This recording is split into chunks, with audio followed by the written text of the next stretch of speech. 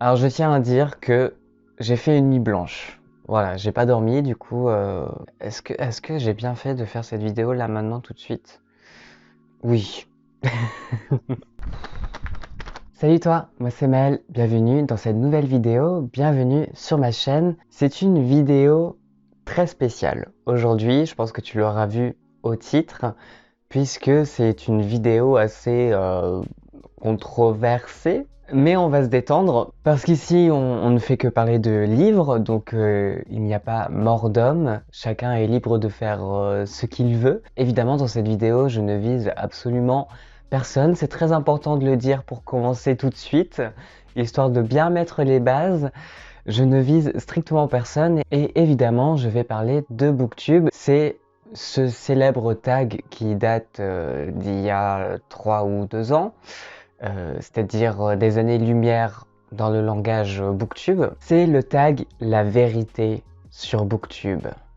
Ou alors en anglais le Booktube Real Talk tag. C'est trop dur à dire en version anglais, du coup je dis en version français qui est beaucoup plus dramatique, la vérité sur Booktube, toute la vérité, rien que la vérité. Je vais être le plus sincère au maximum. C'est une vidéo où je vais te dire un tout petit peu sans filtre ce que je pense sur Booktube, sur l'univers de Booktube, sur le petit monde du Booktube français. Pourquoi est-ce que je décide de faire cette vidéo aujourd'hui? Parce que pour moi ça me paraît intéressant que je vienne te dire mon avis, et surtout intéressant pour moi aussi, histoire de mettre un tout petit peu les bases à cette chaîne, de ce que j'aimerais y mettre et surtout ce que j'aimerais ne pas faire sur cette chaîne. Je pense que cette vidéo va un tout petit peu me servir de ligne de conduite. Ça fait très amen tout ça, ce que je suis en train de dire, ligne de conduite. Mais c'est un tout petit peu l'idée, c'est-à-dire vraiment mettre les bases. C'est pour pas que je me perde aussi. Parce que tu vas le voir dans les réponses que je vais te donner à ces différentes questions. Tu vas voir que j'ai un rapport assez complexe, compliqué, assez tumultueux, assez inconstant avec l'univers Booktube, mais plus généralement avec les réseaux sociaux, mais aussi envers Booktube. Et en fait, finalement, j'ai pas mal de choses à dire. Et je trouvais que ça pouvait être intéressant même pour vous. Au moins, vous serez fixé sur mes avis, sur moi, et du coup sur cette chaîne aussi. Donc on respire un bon coup, on se détend, et je vais y aller. Il y a en tout 7 questions. Ça tombe bien parce que j'adore le chiffre 7, c'est mon chiffre préféré. Première question donc, qu'aurais-tu aimé qu'on te dise avant de débuter Booktube? Ce qui me vient tout de suite là, maintenant, d'emblée, tu vas devoir te supporter pendant des heures et ça va être figé sur internet. Voilà ce que j'aurais aimé qu'on me dise vraiment avant que je débute Booktube, parce que c'est très important pour moi et que ça peut paraître évident, mais c'est pas non plus hyper simple à gérer, et ça ne l'a pas été pour moi, et c'est encore toujours un tout petit peu difficile, mais je travaille sur ça. Le rapport à sa propre image, à ce qu'on renvoie à travers un écran, c'est très particulier. Et ça a été une véritable révélation pour moi, mais révélation dans le sens ça m'a choqué. Parce que monter une vidéo de soi en train de parler, c'est pas évident. C'est pas évident dans le sens où tu es obligé de te regarder, c'est-à-dire que tu es en train de te monter. Putain, je viens d'avoir une image en tête juste quand je viens de dire ça, c'est... Vous voyez ce qui se passe dans ma tête? Non, ne voyez pas ce qui se passe dans ma tête. Ne soyez pas dans ma tête. C'est épuisant.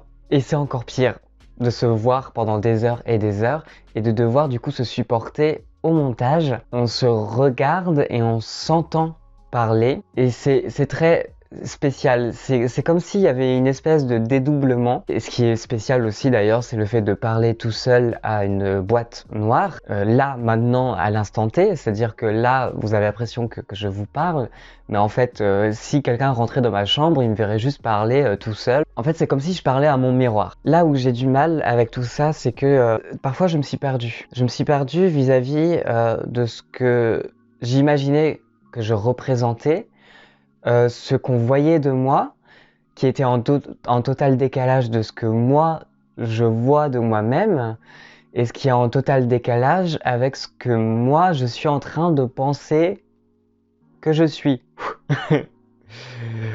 C'est pas facile. Voilà, c'est pas facile. Quand on y pense, quand on analyse les choses, c'est un peu absurde, en fait, finalement. Mon rapport à l'image a été très difficile. J'ai jamais réussi à être entièrement serein vis-à-vis de ça. Et en fait, parfois, je me perds un tout petit peu dans cette idée de l'image que je peux renvoyer. Et il faut aussi arriver à s'accepter parmi la foule des autres images que l'on voit à travers un écran et les autres personnes qui font des vidéos booktube aussi.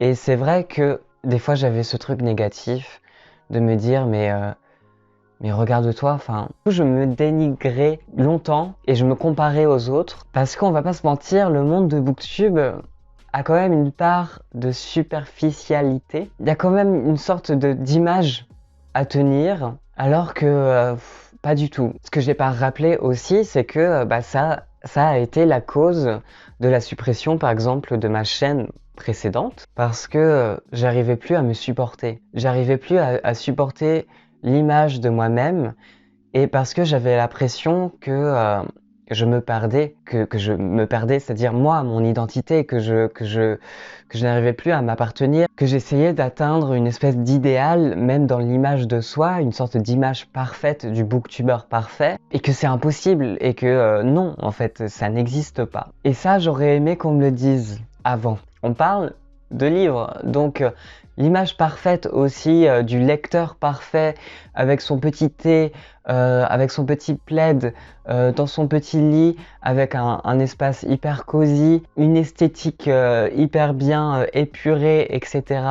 Moi je veux dire, moi je filme avec mon smartphone, mais pourtant vous me voyez. Enfin j'ai pas l'impression que ça soit hyper désagréable non plus à regarder. Et de toute façon c'est comme ça. De toute façon j'ai pas les moyens de prendre une caméra, donc c'est comme ça. Vous entendez ce que je dis, vous captez ce que je veux dire, je parle de livres, et voilà, c'est ça juste l'important. Deuxième question, quelle est ton opinion sur les formats vidéo typiques de booktube, à savoir les points lecture, les book hauls et les vlogs lecture? Moi, je vise ces trois formats typiques de booktube qui sont très présents. Je vais commencer par, évidemment, le plus épineux pour moi, qui a créé quelques embrouilles, hein. Clairement sur Instagram quand j'en ai parlé, des petites embrouilles de rien du tout et un peu idiotes. Par rapport au sujet des book hauls, moi j'ai un avis qui est assez divergent de beaucoup de personnes sur booktube vis-à-vis des book hauls. Ce sont des formats de vidéos que je ne regarde plus, que je ne veux plus regarder et que je ne ferai plus. Vous n'aurez pas de book haul sur ma chaîne, c'est acté, voilà, je ne veux pas. C'est un format de vidéo qui personnellement me gêne.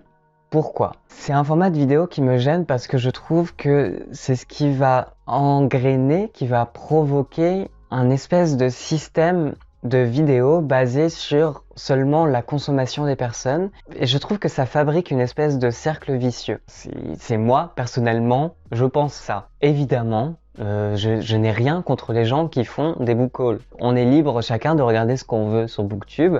Moi, je ne regarde pas les book hauls. J'estime qu'on peut avoir un avis là-dessus et que ça peut être aussi intéressant d'échanger là-dessus dans le respect. Dites-moi bonjour en commentaire. Moi, je suis pas d'accord avec toi parce que... Et là, vous argumentez. Et voilà, donc j'ai aucun problème avec ça. Aucun. Et je ne vise strictement personne dans ce que je vais dire. Pour moi, les book hauls, ça crée une espèce de cercle vicieux basé sur la consommation. Alors oui, certes, on consomme des livres. Des livres, c'est pas non plus quelque chose de grave, c'est vrai, je suis d'accord. Mais dans les book hauls, ce qui me dérange, c'est que ça reste très superficiel finalement. On va avoir un système basé sur des book hauls, puis après les personnes vont faire des piles à lire vis-à-vis de ces book hauls, parce qu'ils auront acheté des livres en plus, donc des livres qui vont se rajouter dans la pile à lire. Et d'ailleurs très souvent, ça va être une sorte d'outil marketing dans les titres des vidéos book haul, en mode plus et quelques livres dans ma palle. On retrouve souvent ce genre de titre dans les book hauls. Donc il y a aussi cette espèce de voilà, il faut marquer le nombre de livres qu'on a acheté et qu'on a ajouté à notre pile à lire. Donc déjà, il y a ça qui me pose un tout petit peu problème et qui me gêne un tout petit peu dans le sens où ça fait une espèce de concurrence entre les book hauls. Bientôt, ça va être qui a la plus grosse, quoi, qui a la plus grosse palle. Alors que on s'en fout. Clairement, on s'en fout. Donc book haul, palle, et puis après on va avoir des unhaul. Donc on va enlever des livres de notre palle parce qu'on a trop de livres dans notre palle. Après on va racheter les livres et voilà, c'est un cercle vicieux qui du coup se met en place. On va avoir aussi des vidéos, j'ai trop de livres dans ma palle, j'ai acheté trop de livres, je me suis ruiné. Je trouve ces vidéos, oui, un tout petit peu superficielles. Malgré tout, je trouve qu'il peut y avoir un petit intérêt au book haul, surtout quand ils ne sont pas basés sur la réception de service presse par exemple, ou basés sur les dernières nouveautés. Je trouve que les book hauls peuvent être justement assez intéressants quand ça va être des livres plutôt anciens, des livres même qui sont peut-être plus édités, des livres qui ont été trouvés dans des braderies ou dans des librairies d'occasion, enfin des livres qui datent, dont on n'entend pas très souvent parler. Je trouve que ça peut être un outil qui va venir valoriser du coup un livre et qui va peut-être intéresser certaines personnes aussi. Mais globalement, les book hauls que j'ai vus, c'était pas trop ça et c'était toujours les mêmes livres quoi. On retrouvait les mêmes livres à chaque book haul parce que les personnes avaient soit reçu le même livre, soit avaient acheté juste exactement le même livre parce que c'était la dernière nouveauté et du coup ça participe aussi au fait que des gens viennent aussi dire que l'on voit tout le temps les mêmes livres sur Booktube, ce qui n'est pas entièrement faux non plus. C'est pas vrai parce que ça généralise énormément et qu'il y a aussi quand même une grande diversité dans Booktube. Des fois, il va y avoir une sorte de grande hype autour d'un livre parce qu'un tel aura fait un book haul, un autre un book haul, un autre un book haul, un autre un book haul, etc. Et le livre aura été mis dans chaque book haul et je suis un peu mal à l'aise vis-à-vis des book hauls et même je l'étais quand j'avais ma chaîne précédente et quand j'en faisais. J'en ai pas fait beaucoup non plus. Mais à chaque fois que j'en faisais, j'étais mal à l'aise à en faire et je le faisais parce que c'était des vidéos plutôt simples à faire, simples à monter et des vidéos qui engrangeaient énormément de vues. Mes book hauls étaient à chaque fois mes vidéos les plus populaires. J'avais pas de fierté, tu vois, par rapport à ça, par rapport à ces vidéos-là, dans le sens où je me dis ouais, mais à côté je fais des points lecture, je donne mon avis sur des livres, j'essaie d'être le plus intéressant possible, de donner des avis intéressants, détaillés, de me diversifier aussi dans mes lectures. Et puis, je trouvais ça un peu injuste, quoi. C'est pour ça que j'ai décidé, là, sur cette chaîne, vraiment, c'est vraiment en haut de ma liste, c'est vraiment, je ne ferai jamais de book haul sur ma chaîne YouTube.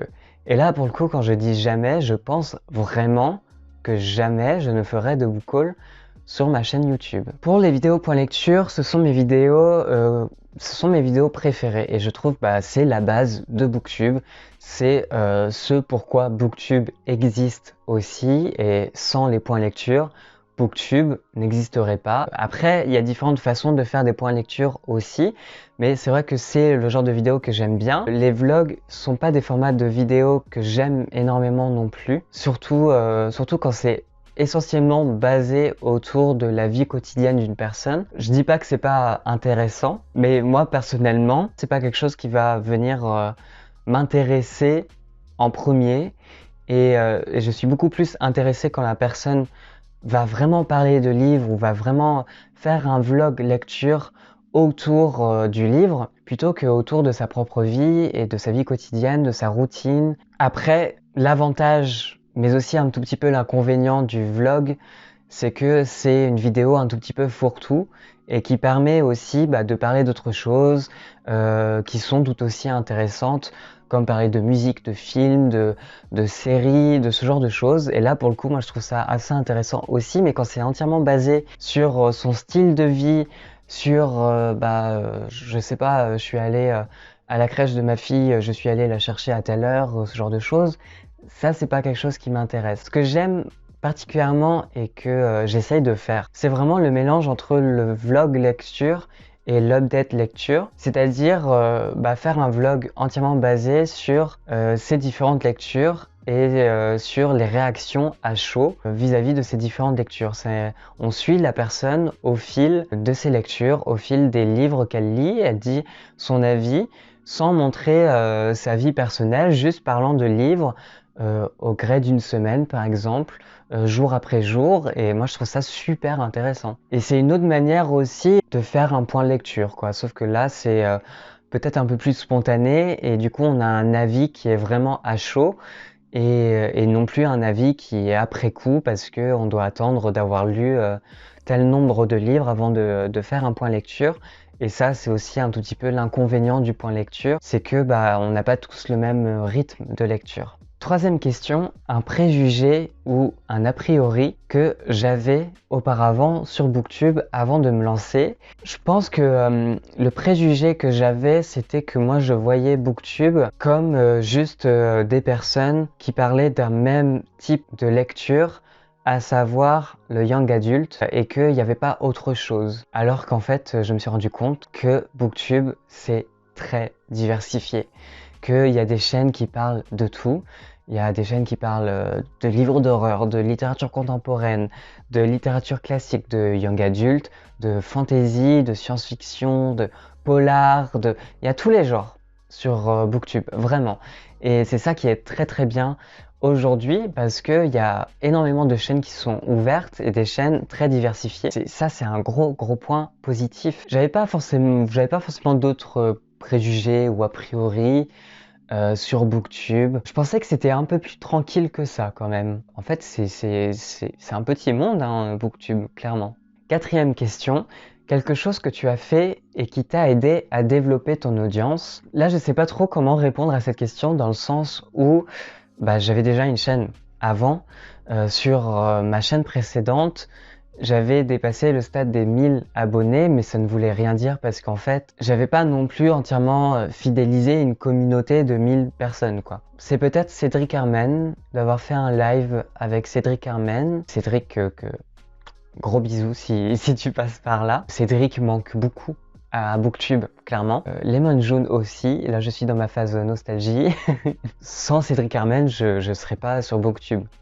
Parce que Cédric Armen, ça a été la première personne que j'ai regardée sur Booktube, avec ensuite Margot Liseuse et Lemon June. Donc non, je sais. Alors clairement, là je suis en train de botter en touche. Je sais pas comment répondre à cette question. Je ne sais pas. Peut-être d'avoir fait un challenge un tout petit peu pourri cet été, j'en sais rien. Ah bah tiens, cinquième question. Une erreur que tu as faite ou que tu as vue sur d'autres chaînes, si je devais conseiller quelqu'un par rapport à une erreur à ne pas faire, ce serait: ne cherche pas à tout prix l'approbation ou la validation des autres vis-à-vis de ce que tu proposes sur ta chaîne et des autres booktubeurs surtout. Prends le temps de construire ton petit chez toi, tu vois. Ta chaîne Booktube, c'est chez toi. Donc prends le temps de construire les fondations, de construire les murs, d'ajuster la décoration, de tester des couleurs, des peintures, de mettre un meuble par-ci, un meuble par-là, et puis les échanger. Enfin, tu vois ce que je veux dire. De fonder vraiment quelque chose qui te plaît à toi tout d'abord, et ne va pas chercher tout de suite la validation de quelqu'un d'autre, l'approbation des autres booktubeurs que tu as pris comme exemple, ou etc.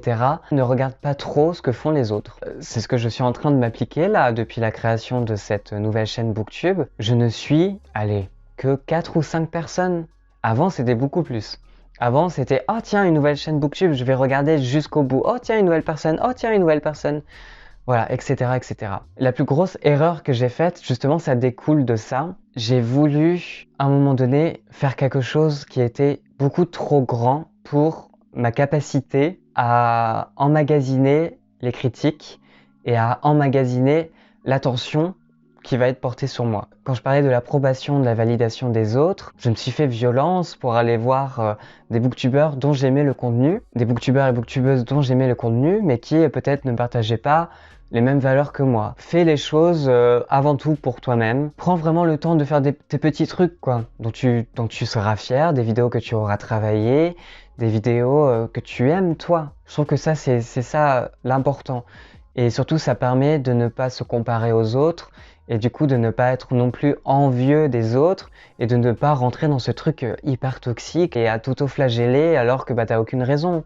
Tu ne fais rien de mal en allant sur Booktube. Il faut prendre de la distance et ça va te permettre justement de prendre cette distance et de relativiser beaucoup et de respirer. Et ça, ça je l'ai appris l'année dernière. Et ça a été très dur. Et franchement, ça a été une grande leçon. Une grande leçon pour moi et j'espère que je ne vais pas reproduire la même erreur. Question 6, autre question épineuse et controversée. Que penses-tu des SP et des partenariats? Là, je veux vraiment parler de moi, mon rapport au SP, mon rapport au partenariat. Évidemment, chacun est libre, encore une fois, de faire ce qu'il veut. Il faut de tout pour faire un monde, il faut de tout pour faire Booktube. Et je dis pas du tout ça en dénigrant qui que ce soit. Pas du tout. Pour moi, oui, c'est tout à fait normal que quand tu as un partenariat qui t'impose des critères, qui t'impose des délais, qui t'impose des choses, c'est un travail. Effectivement, ça doit être rémunéré puisqu'on parle de contraintes, on parle de travail. Donc forcément, ça doit être rémunéré. Moi, les SP, j'en ai reçu quand j'avais justement ma chaîne d'avant. Et c'est quelque chose qui m'a toujours également un peu gêné dans le sens où en fait je me mettais la pression vis-à-vis de ces SP et je me mettais finalement des contraintes et c'était quelque chose qui devenait fatigant, vraiment fatigant moralement parce que à chaque fois que je lisais un livre par exemple, je culpabilisais à l'idée de ne pas lire le SP qui était là depuis un mois. C'est vrai que maintenant aussi aujourd'hui, si je peux éviter un maximum les SP et les partenariats non rémunérés, parce que j'ai envie d'être le plus libre possible et que d'être libre avec moi-même et du coup de ne pas avoir des angoisses aussi en plus, parce que Booktube, je n'en vis pas. Pour le moment, je ne cherche pas à en vivre. C'est différent quand c'est le métier et quand c'est le travail d'autres personnes, quand c'est une source de revenus aussi pour certaines personnes, c'est différent. Donc c'est pour ça que moi je me permets de dire ça, mais c'est juste vis-à-vis de moi. Je suis pas du tout en train de dénigrer les SP.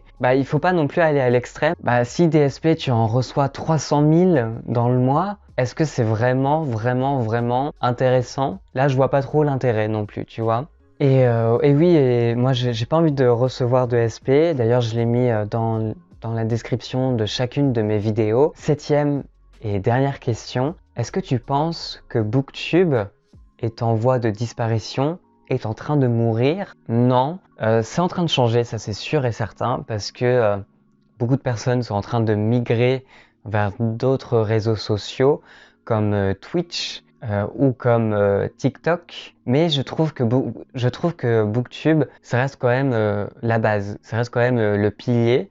Et même si des booktubeurs vont vers Twitch ou vers TikTok, ils restent quand même un tout petit peu sur Booktube et c'est pas totalement une migration totale. Donc je pense qu'en fait, il y a quand même cette habitude de Booktube qui est bien ancrée. Et puis surtout, chaque année, il y a des nouvelles chaînes et c'est quelque chose qui se répand de plus en plus. C'est vrai qu'à certains moments, je suis toujours un tout petit peu nostalgique de la période Cédric Carmen, Lemon June, voilà, cette période-là, parce que je trouvais que c'était hyper intéressant à regarder et c'était trop cool, quoi. Donc c'est vrai que des fois je suis un tout petit peu nostalgique, mais en même temps, le Booktube d'aujourd'hui a ses défauts, comme le Booktube d'avant.